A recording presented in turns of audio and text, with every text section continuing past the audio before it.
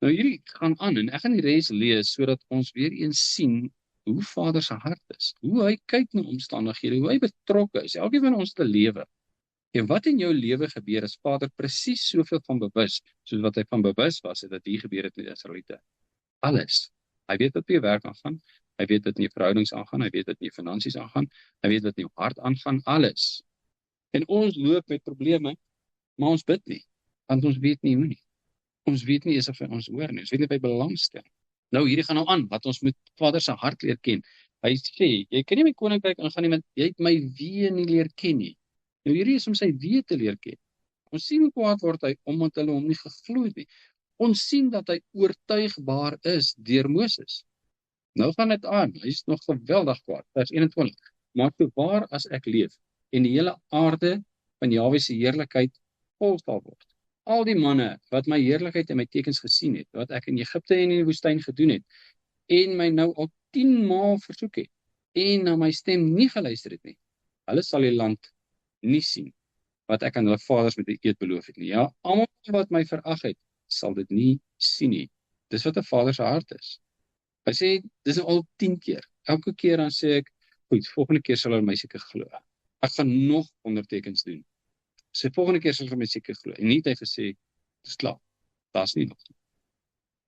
Vers 24, maar my knegt, Caleb, omdat 'n ander gees in hom was, en hy volhard het om my te volg, hom sal ek bring in die land waarin hy gekom het.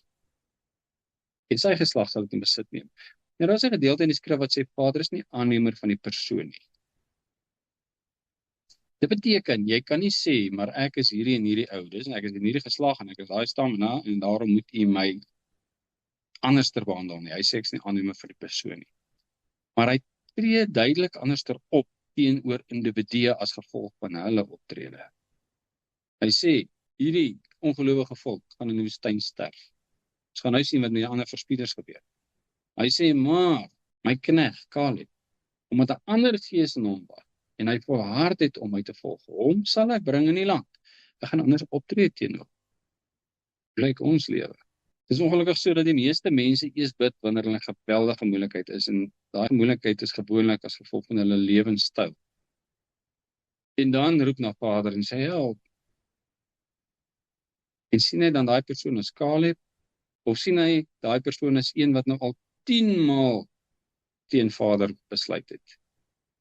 Vers 25, die Amalekiete en die Kanaaniete woon in die laagte. Draai môre weg en trek tog die woestyn in op pad na die Skelfsee. Arme Caleb, hy trek saam. Arme Moses, hy trek saam. Dra die gevolge van die volk. Daarna het Jahwe met Moses en Aaron gespreek en gesê, hoe lank sal hierdie bose vergadering aanhou dat hulle teen my murmureer? Dis murmureer ontevrede. Ek het die murmurering van die kinders van Israel gehoor waarmee hulle teen my bly murmureer. Sê vir hulle, so waar as ek leef, spreek Jahwe waarlik.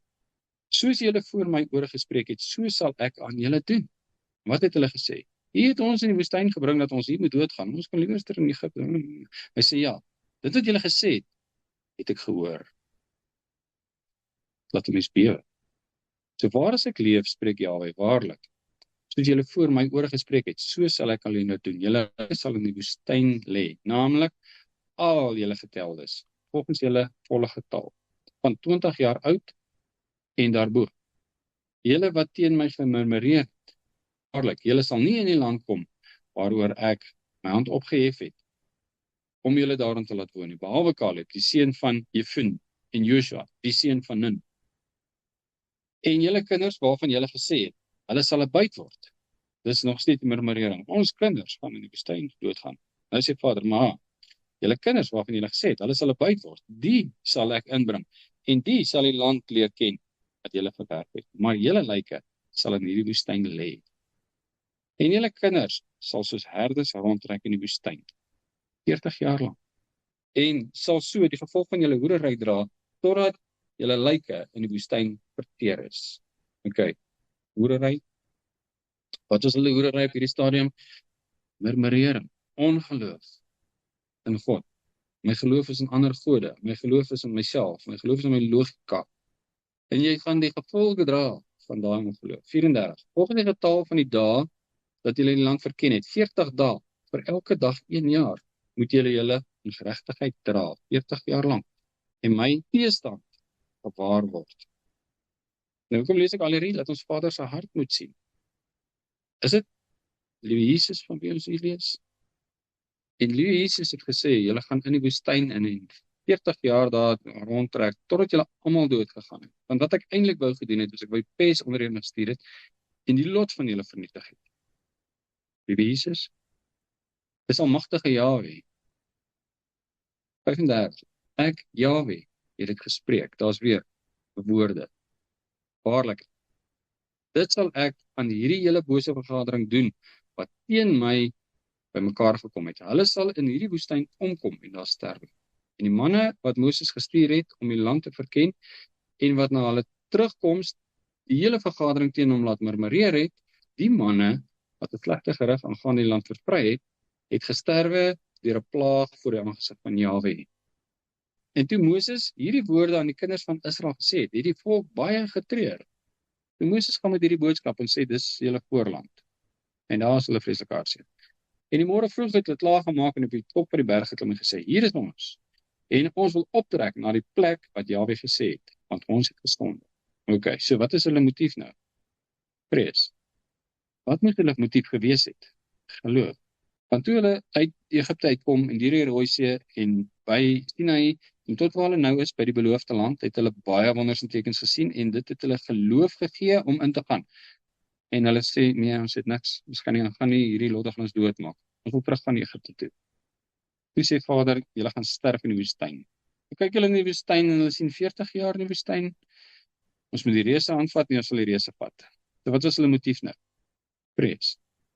Hier is ons en ons wil optrek na die plek wat Jahwe gesê het, want ons het gesondig. Maar Moses het weer gesê, so hulle sê, nou sal ons optrek, Moses sê, waarom oortree julle tog die bevel van Jahwe, aangesien dit tog nie sal geluk nie? Moenie optrek nie, want Jahwe is nie in julle midde nie. Anders word julle verslaan voor julle vyande, want die Amalekiete en die Kanaaniete is daar voor julle, en julle sal deur die swaard val, omdat julle van Jahwe afvallig geword het. Daarom sal Jahwe nie met julle wees nie. Dus weer, hoekom al hierdie inligting? Dat ons Vader te twee kan leer ken, dat ons kan sien hoe hy is, kan sien hoe hy optree.